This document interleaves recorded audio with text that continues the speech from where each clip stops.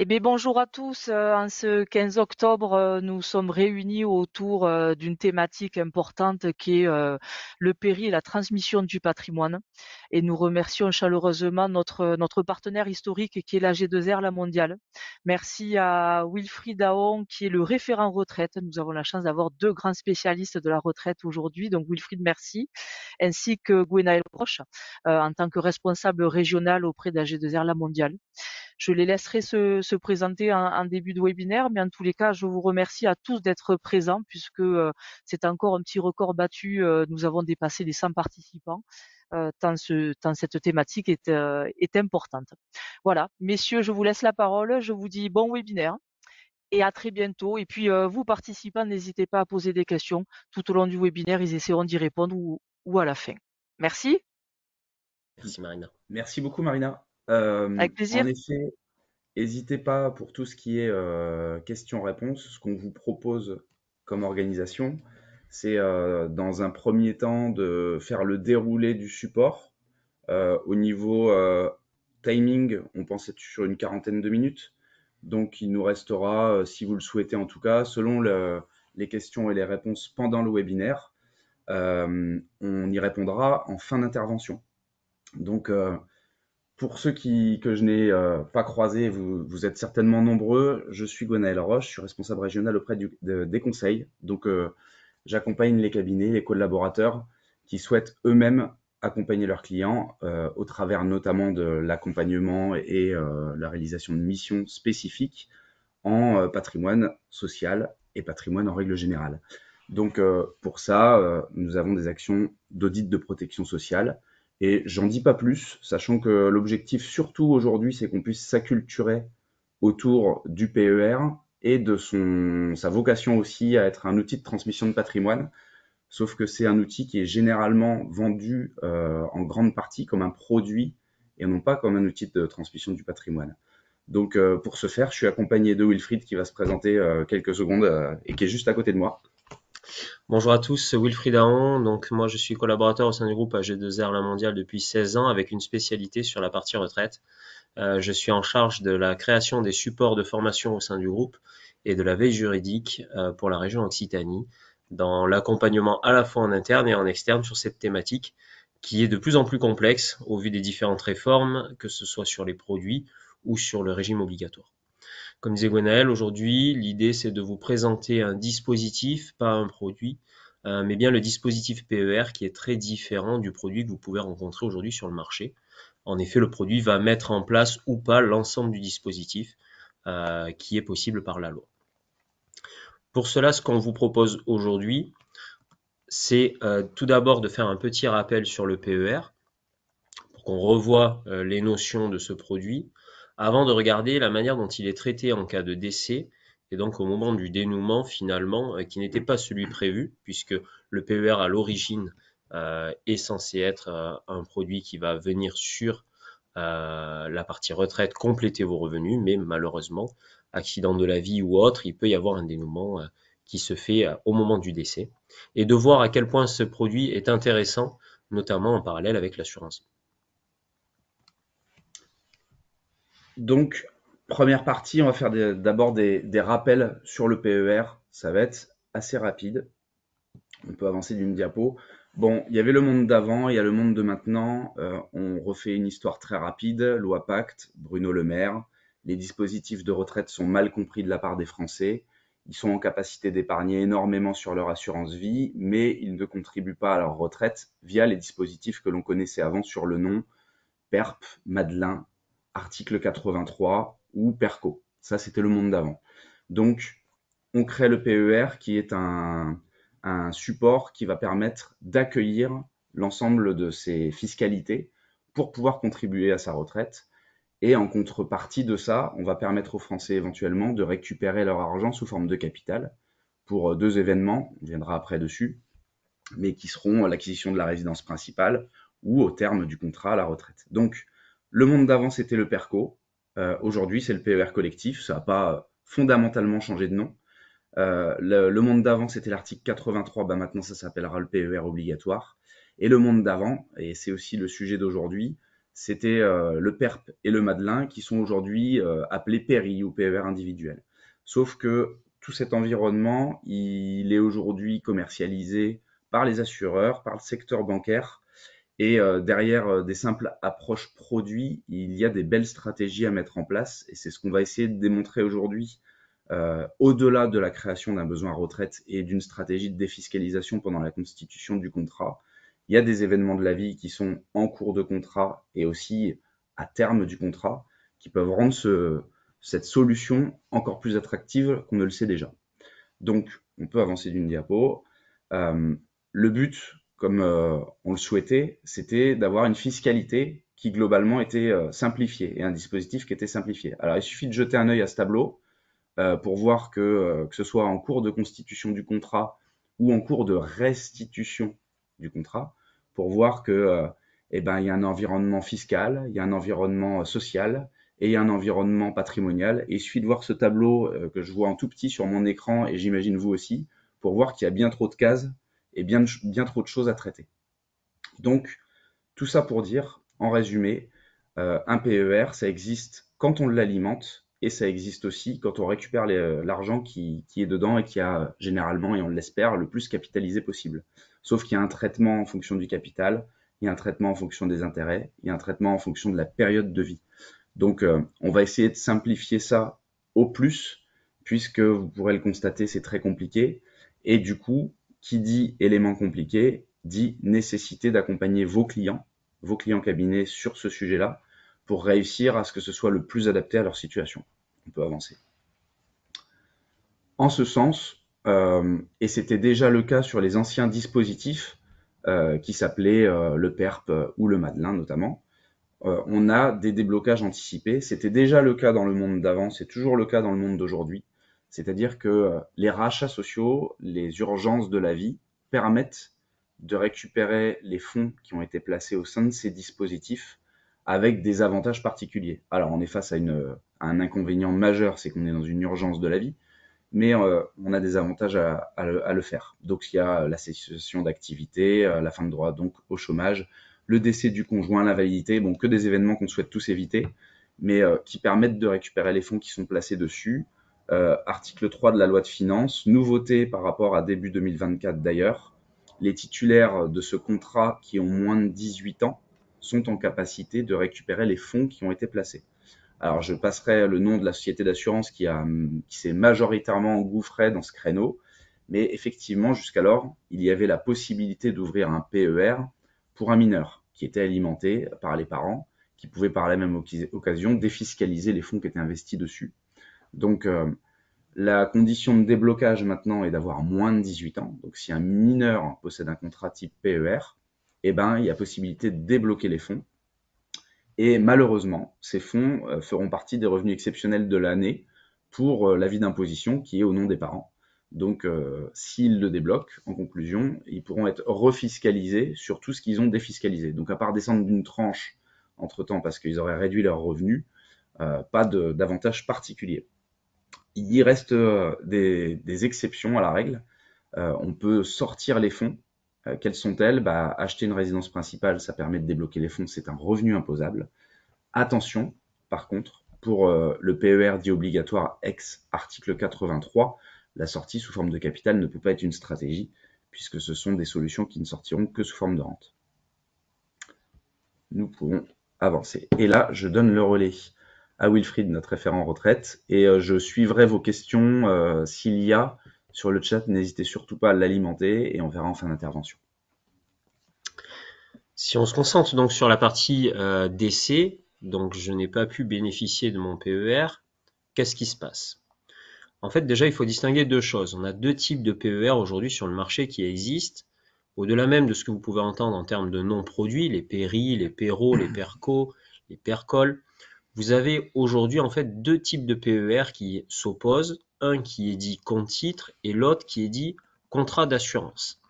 En fait, pour faire très simple, dans un cas, je relève du code des assurances et donc je vais pouvoir bénéficier d'avantages liés à cet élément-là. Et de l'autre côté, je vais bénéficier non pas d'un contrat d'assurance, mais d'un contrat d'acquisition de titres financiers avec ses avantages et ses inconvénients.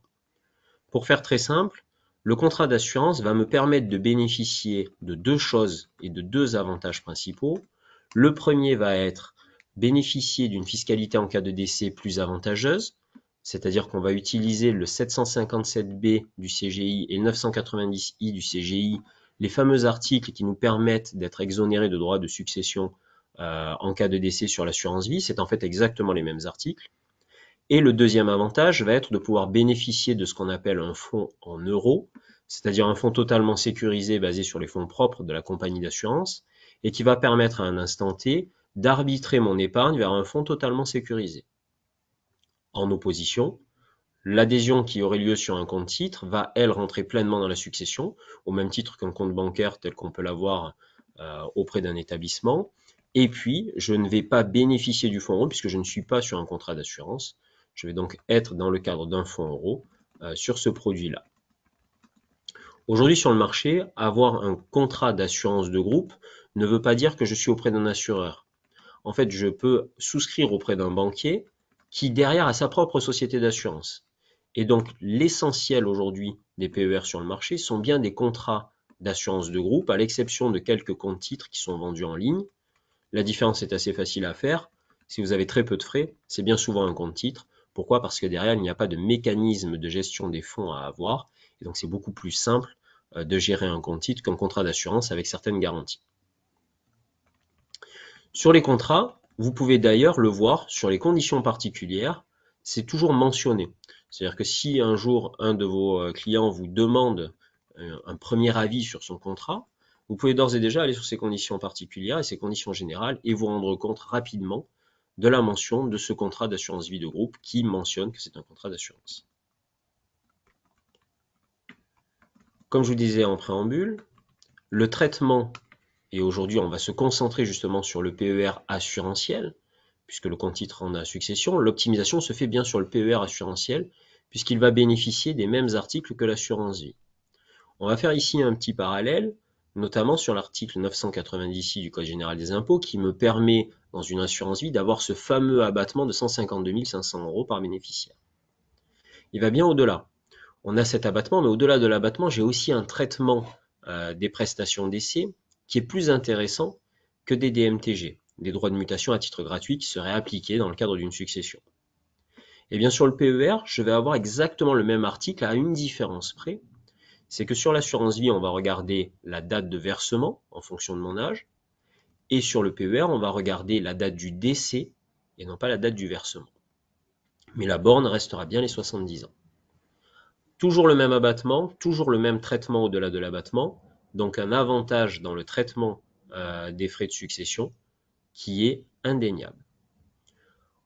Ici, on a le 990i, mais on a également le 757B qui, lui, va traiter pour l'après 70 ans.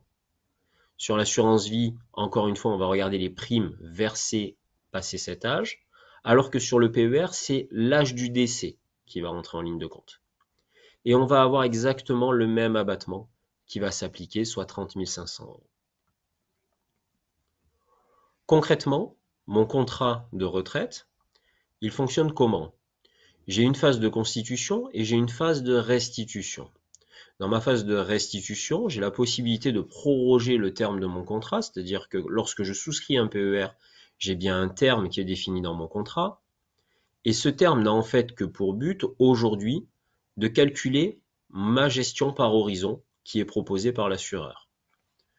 Mais je vais pouvoir proroger ce terme, et ce de manière indéfinie, jusqu'à mon décès, me permettant ainsi de faire plusieurs choses. La première, c'est que je peux continuer à verser sur mon contrat, et ce, dans une certaine limite, gardez en tête à peu près 70 ans. Et je vais pouvoir également retirer sur ce contrat de la manière dont je le souhaite.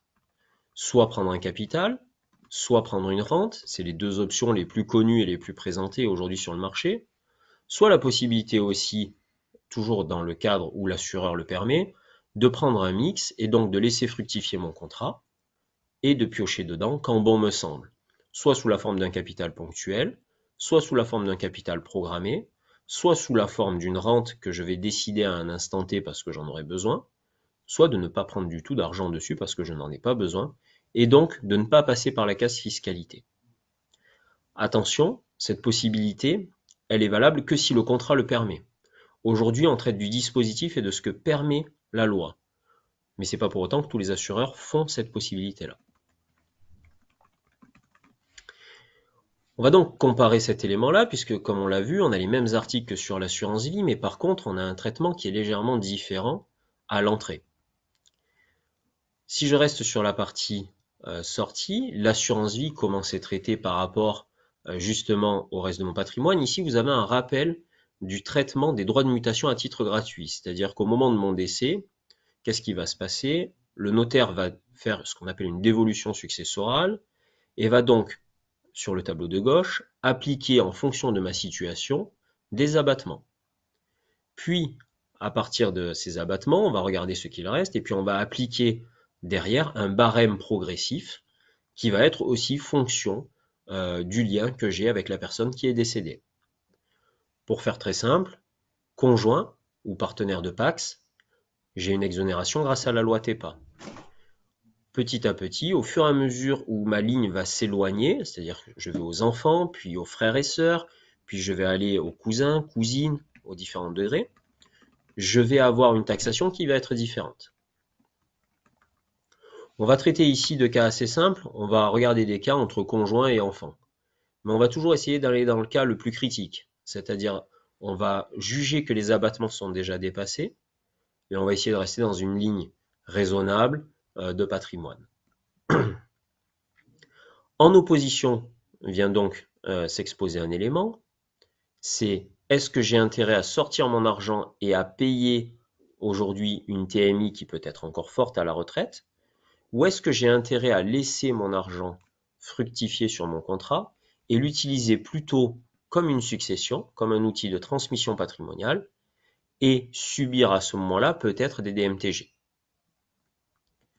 Pour y répondre, on a pris plusieurs cas, des cas classiques, on va y aller crescendo, pour montrer tout l'intérêt d'une solution par rapport à l'autre. Premier cas très simple, c'est le cas le plus classique, je souhaite mettre 10 000 euros de côté, est-ce que j'ai intérêt à faire un PER ou une assurance vie? On a pris une TMI à 30%, on a pris un cas médian, on ne va pas aller sur des TMI à 41 ou 45, on prend le cas le plus classique qu'on rencontre tous les jours. Mécaniquement, si je souhaite investir 10 000 euros d'effort d'épargne, mon PER va être financé en partie par une économie d'impôt revenu, et donc en faisant un petit mécanisme inverse dans le calcul, je retombe sur 14 286 euros que je peux investir sur un PER, qui vont bien me coûter que 10 000 euros, puisque j'ai 30% de TMI, en opposition à une assurance vie sur laquelle je vais pouvoir mettre que 10 000 euros d'effort d'épargne. Et donc là, d'ores et déjà, on se rend compte que je peux investir plus et donc optimiser mon épargne. Une fois qu'on a dit ça, c'est assez simple. On va aller un petit peu plus loin, on va mettre en parallèle deux solutions. Je vais garder la même notion d'investissement, donc avec justement ce levier qui est la fiscalité sur le PER, et je vais prendre un cas classique, quelqu'un de 45 ans avec une TMI à 30% qui souhaite investir pendant 20 ans.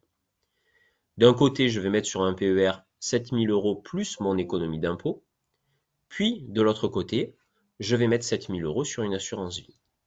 Je les fais travailler de la même manière et je regarde ce qui se passe. On va retenir comme hypothèse que nous sommes sur des DMTG à 20% et que tous les abattements ont été consommés. Comme ça nous permet de nous mettre dans la situation qui est la plus défavorable sur le papier pour le PER. Qu'est-ce qui se passe? Dans un cas, mécaniquement, on voit que l'effet levier de la fiscalité me permet d'avoir un capital plus important sur le PER. J'ai donc 354 000 euros dans un cas et 251 000 dans l'autre. En cas de décès, il faut savoir que le PER assurantiel échappe totalement aux prélèvements sociaux et à la fiscalité. Je vais donc avoir sur les 354 000 euros bien 354 000 euros qui vont être cédés à mes ayants droit. En parallèle, sur l'assurance vie, j'ai une notion de plus-value qui rentre en ligne de compte avec des prélèvements sociaux, ce qui va me laisser un résultat net après prélèvements sociaux de 230 000 euros. Encore une fois, pas de fiscalité sur la prestation d'essai d'un contrat d'assurance vie. Pour les conjoints, c'est assez simple. Loi TEPA, en fait, c'est assez transparent. Je vais avoir exactement la même chose qui va être livrée. Là où ça devient intéressant, c'est sur les enfants. Où là, par contre, comme je vous le rappelle, on a usé de nos abattements, je vais être sur des DMTG à 20% et je me retrouve donc avec un abattement suivant qui apparaît et qui vient réduire mon capital sur le PER. Sur l'assurance vie, je suis bien dans le cadre de mes 152 500 euros et donc je vais servir 230 000 euros à mes ayants droit.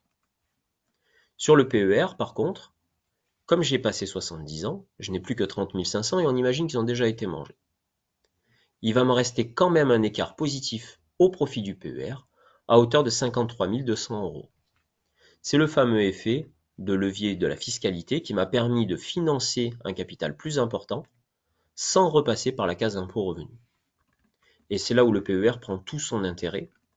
Malheureusement, on dit souvent à nos sociétaires, c'est la situation qui est la plus défavorable pour vous qui sera la plus intéressante comptablement pour votre foyer. Puisque dans cette situation-là, la personne est décédée, elle n'a pas pu profiter de son capital. Par contre, en termes de transmission, on a pu transmettre beaucoup plus aux ayants droit que dans le cadre d'une assurance vie. Et on va pousser le bouchon un petit peu plus loin. On va pousser le bouchon un petit peu plus loin parce que le PER, aujourd'hui, sa vocation, c'est de générer du revenu supplémentaire. Ce revenu supplémentaire, je vous le rappelle, il peut avoir plusieurs formes.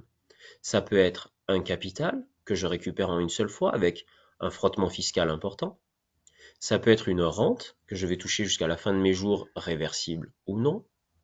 Ou ça peut aussi être un produit qu'on va appeler une sorte de tirelire, qui va nous permettre de piocher dedans de la manière dont on le souhaite, soit par le biais de rachats programmés, soit par le biais de rachats ponctuels, soit par le biais d'un changement de braquet à un instant T, disant je souhaite une rente ou un capital en totalité.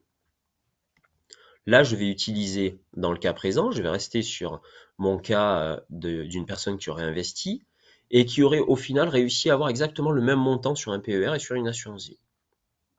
La logique voudrait qu'on décaisse en premier le PER, qui est un produit de retraite, et privilégier l'assurance vie comme outil de transmission de patrimoine. On va justement mettre en parallèle les deux et on va imaginer un retrait de 5 000 euros par an dans les deux cas pour voir si la logique est bien le système le plus intéressant comptablement. Dans le cadre du PER assurantiel, lorsque je veux racheter 5 000 euros, je vais devoir payer de la fiscalité et des prélèvements sociaux. Et si je remonte ma pelote en mécanisme inverse, avec une TMI à 30%, il va falloir que je décaisse 7 143 euros de mon contrat pour honorer ma TMI sur le montant de mon capital racheté, honorer la fiscalité et les prélèvements sociaux sur ma plus-value, et arriver enfin à un rachat net de 5 000 euros. Là où de l'autre côté, sur l'assurance vie, pour décaisser 5 000 euros, je ne vais avoir à payer que les prélèvements sociaux sur mes plus-values. Et donc, je vais devoir décaisser beaucoup moins d'argent que sur mon PER, puisqu'on voit ici 5 143 euros suffiront pour décaisser sur l'assurance vie. Donc, le premier réflexe, c'est de se dire, il vaut mieux que je décaisse sur mon assurance vie. On va donc pousser le bouchon un petit peu plus loin, on va imaginer qu'on fait cet élément-là pendant quelques temps. Et on va regarder ce qui se passe sur mon capital. Je vais donc décaisser pendant 10 ans, dans mon capital, mes 5 000 euros. Je vais imaginer que ce capital continue à travailler à 2%. On est très prudent chez AG2R La Mondiale. Et à 75 ans, je vais imaginer un décès. Premier cas, première colonne, je suis dans le cas où j'ai sorti ces 5 000 euros sur mon PER. Et je n'ai pas touché à mon assurance vie. Sur l'assurance vie, j'aurai donc 353 500 euros de capital généré. Et sur mon PER après prélèvement, je me retrouverai à 275 000 euros, soit un patrimoine global transmissible de 628 000 euros. De l'autre côté, colonne de droite, je fais la même chose, mais cette fois-ci sur l'assurance vie. J'ai donc moins d'argent à décaisser sur mon assurance vie, on voit que c'est plus intéressant. Et je me retrouve avec un montant transmissible qui est cette fois-ci de 650 695 euros. Donc sur ma base transmissible, c'est plus intéressant. Si je regarde auprès de mon conjoint, loi TEPA, transparence, j'ai pas de frais de succession entre conjoints ou partenaires pacsés, je me retrouve donc bien avec un gain. Mais là où c'est intéressant, c'est d'aller encore plus loin, d'aller jusqu'aux enfants. Et si je vais jusqu'aux enfants en considérant que tous les abattements ont été consommés, je vais bien avoir des DMTG qui vont s'appliquer, qu'on avait pris sur une base à 20%.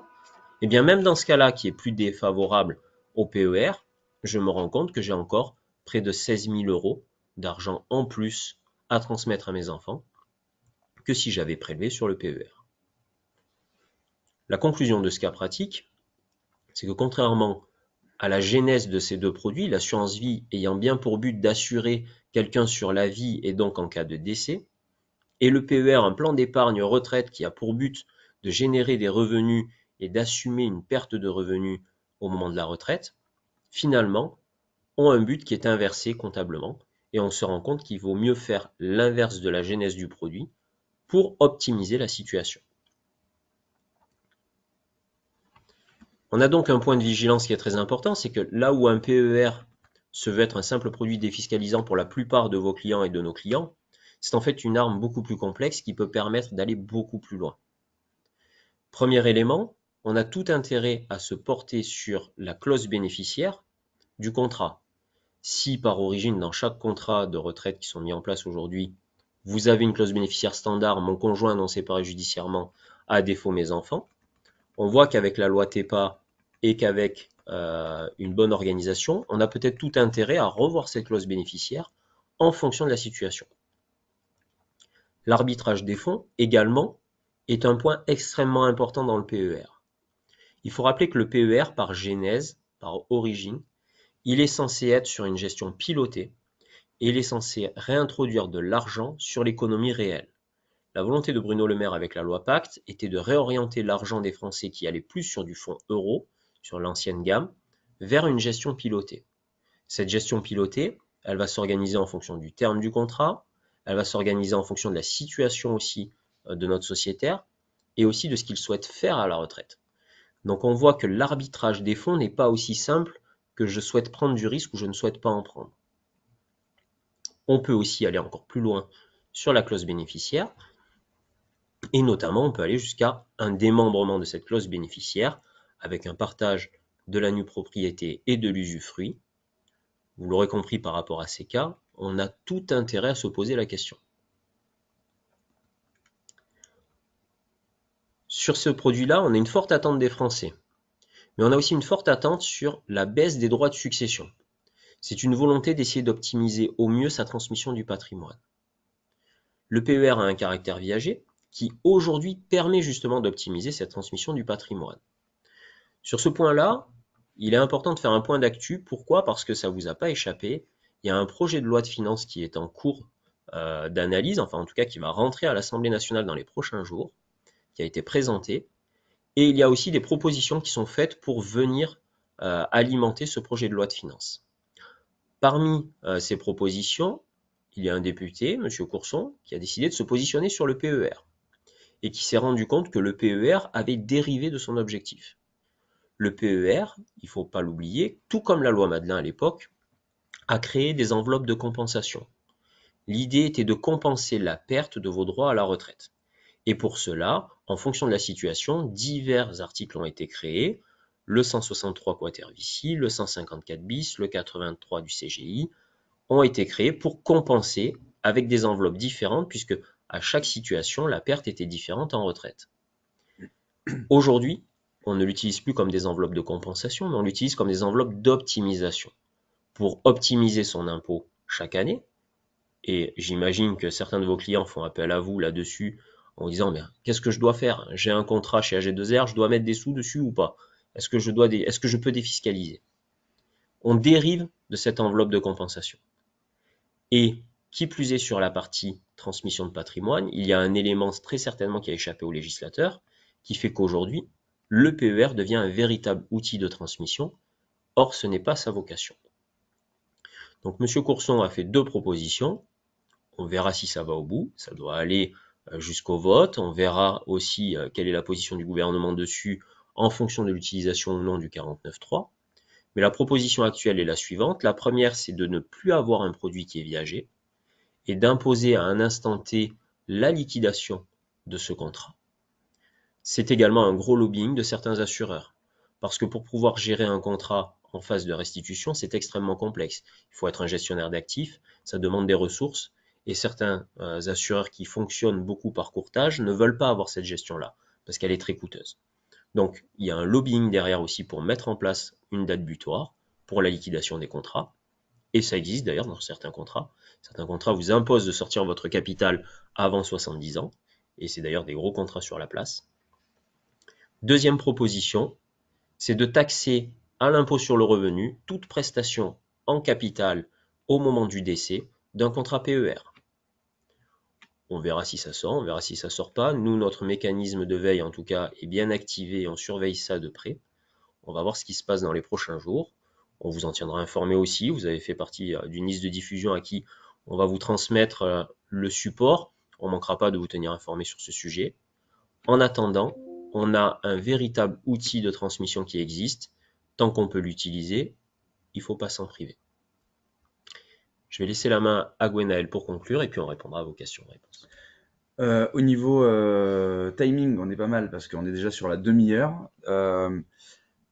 Conclusion assez simple. On n'a pas précisé que l'ensemble de ces dispositifs, ils étaient aussi en possibilité d'être alimentés par des sociétés. Donc on a parlé beaucoup d'effets leviers et de l'effort qui est souvent contributif individuel, mais les financements sociétés donnent un petit peu de baume au cœur aussi à ce type de dispositif si on est sur des deuxièmes tranches d'impôt sur les sociétés ou si on évite effectivement des TMI individuelles qui sont plutôt conséquentes.